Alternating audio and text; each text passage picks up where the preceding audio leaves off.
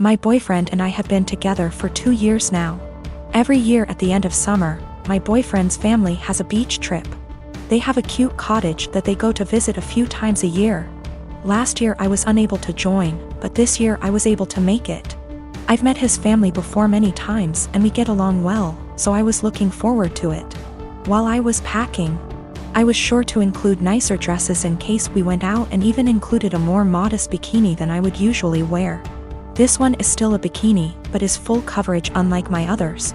I know his family can be a little more conservative, so I kept that in mind when packing.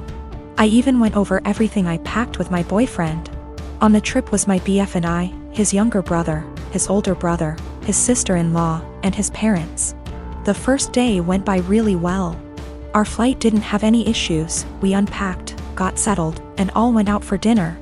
The next day we had planned to go out on the boat. So I put on my bikini and had a cover up.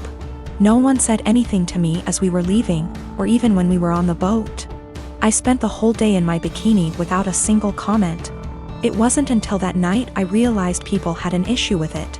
We were all drinking on the boat, with the exception of my BFS sister-in-law because she's pregnant. And we continued drinking when we got back. So after dinner, we were all pretty wasted. When we were talking about our time on the boat, my BFS dad made a comment about how everyone was staring at me because of my slutty bikini. I was embarrassed and just laughed it off, but then everyone else chimed in to comment on it.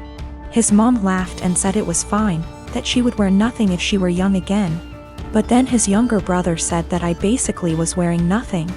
I defended myself and said it was the most conservative suit I had. And then his older brother said that it didn't leave anything to the imagination. And that if he were single, he would have tried to steal me away. That comment made me pretty uncomfortable, and I could tell it made his wife uncomfortable too. I asked if she would wear bikinis on the trip and my BFS dad interrupted and said that she did, but it was different. My BF just laughed along with all of this, didn't even see anything wrong with it. When I told him to say something, he said that I did look like I was trying to get dick down. Well, that comment was the last straw. I went to our room. I wanted to leave early after all that.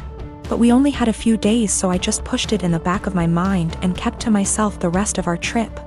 I know they were just joking, but what they said really bothered me and made me feel uncomfortable. I'm not sure why my BF doesn't get that. He just keeps saying that they were joking around. But it obviously wasn't very funny to me, so now he's saying I ruined the trip by moping around the rest of the time. My girlfriend and I have been together for about a year. Most everything is great except one thing. If I tell her I'm sick / not feeling well / hurt, she refuses to believe me. If I have a cold, she tells me I'm faking it until it goes away and then says, "See, you are fine." I'm rarely sick, so it's never been a major issue. But she has zero sympathy when I'm sick. She grew up with hypochondriac parents who were always sick with something, often self-diagnosing themselves with fatal maladies. She has limited contact with them, and the time I met them, I was told by them that they didn't have long left to live. I get it, growing up in that household must have been awful. But what happened on Sunday just sent me over the edge.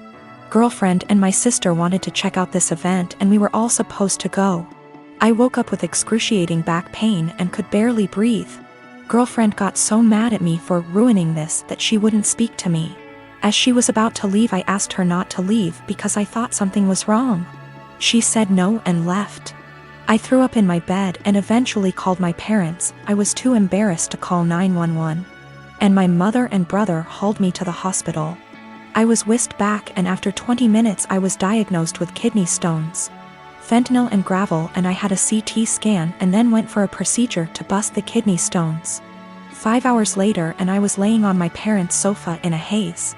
I have never, and hope to never, feel pain like that again in my life. I was sure I was going to die. The attending in the told me it's worse than childbirth and that they've had it before, too.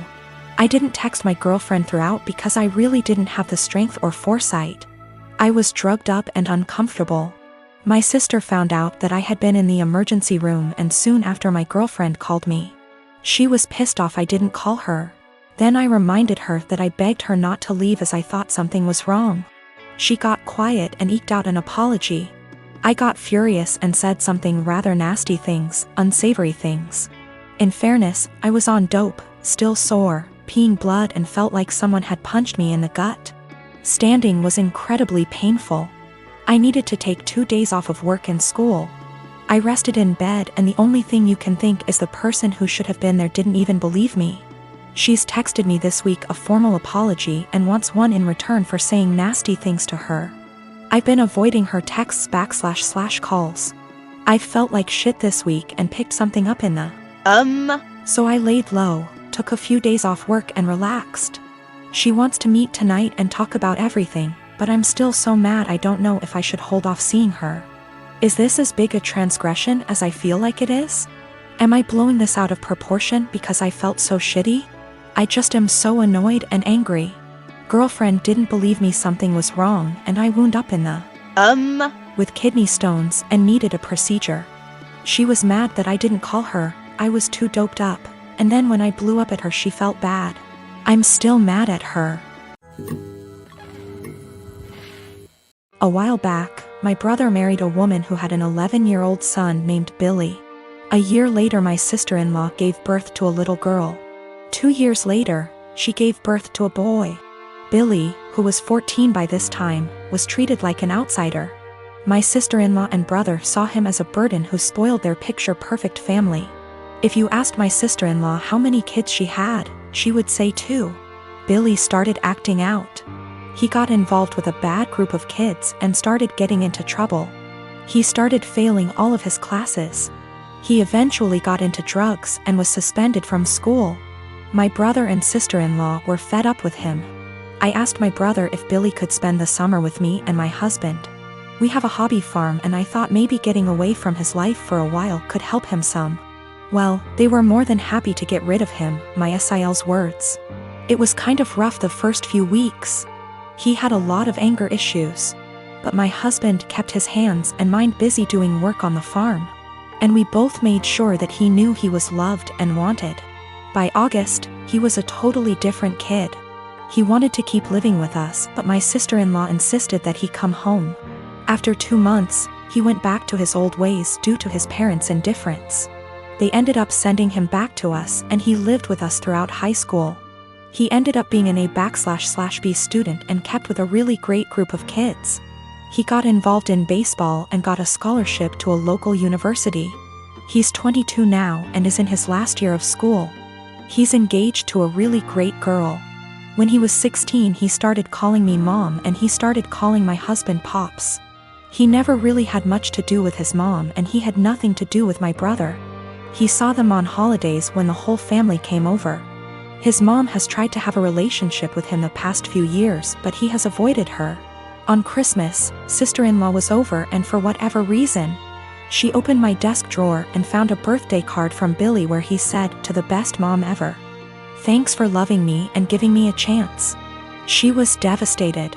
She ended up texting Billy, confronted him and asked him if she would be presented as mother of the groom at his wedding. He told her that he no longer considered her his mom and wasn't even sure if he wanted her at the wedding at all. My sister-in-law is now insisting that I make it clear to Billy that I am not his mother and that he is not to refer to me as such. My brother is also very upset with me. Even my parents are pressuring me to do what sister-in-law wants for the sake of peace. Honestly, I consider Billy to be my son. I count him in with all of my children. I feel like telling Billy not to present me as mother of the groom could possibly be misinterpreted as me saying that I don't feel like he's my son and I don't even want to take a chance of that happening. If he decides to present his real mom as mother of the groom, I will 110% support him. I have zero desire to tell Billy not to call me mom and I absolutely won't do it because I know it would destroy him, and it would kill me. My sister-in-law insists that by not doing it, I'm making it impossible for her to have a relationship with him and I'm being selfish. I have talked to Billy about it some. He doesn't like to talk about his mom at all. He basically just said that he doesn't see her as a mom and has for sure decided he doesn't want her at the wedding. I understand and respect that. Tim and I met in an English literature class our junior year of college, and we've been together the 10 years since. While he ended up going into IT. I stayed in the liberal arts track and ended up doing non-profit work after college when I realized I didn't actually want to be a school teacher. Just to say that we always assumed he'd out-earn me by a considerable margin. Though when he made more, I always insisted we split things evenly to avoid potential resentment down the road. I've had sort of a non-linear career path, but ended up switching to the corporate world. To make a long story short, my liberal arts degree and time doing non-profit work gave me a lot of skills that enable me to really excel professionally in some more niche areas. I recently started a new job as a consultant, making way more than I'd ever anticipated. When I got the offer, I told Tim that the pay was amazing, but he didn't ask about the actual amount, and I didn't want to be braggy about it, especially since I was fairly sure it was above his current income. Well, we just put in an application for a new place, and in the process of having to submit our pay stubs, it's become obvious that I make roughly 30% more than he does now. I expected him to think that was cool, since he's a feminist and has always been super supportive of my career. But instead he's started to make increasingly harsh jabs about how I cheated the system to get where I am. That no English Lit major makes more than a cybersecurity professional without cheating somehow. His major point is that I got my first job out of nepotism, which set me up to trample more qualified people who didn't have the same advantages. It's true that I got my first post-college job after being referred by a sorority sister, but it was for non-profit work making $22K year, not exactly at somebody's daddy's firm. He also points out that at my first corporate job, I snagged a big promotion after volunteering to take on starting up the company's diversity //equity / inclusion program, and I'll admit that were I a white man, it's highly unlikely I would have been able to be the face of the eventually high-profile diversity program. Tim also notes that I was awarded a small college scholarship for being a promising female writer, when no such scholarship existed for males. But all that said, I still don't feel like I cheated the system, and it makes me angry to listen to him joke about it. Especially since I grew up blue-collar and worked full-time while going to school full-time to afford my degree. I reached a breaking point yesterday when he made a crack about how the new / first woman on his team is an obvious diversity hire. I told him that his jokes about women cheating the system to get ahead aren't funny or guy talk ribbing, as he says. They make him sound like an insecure little boy. He told me I was being a naive Karen, and we haven't really talked since yesterday.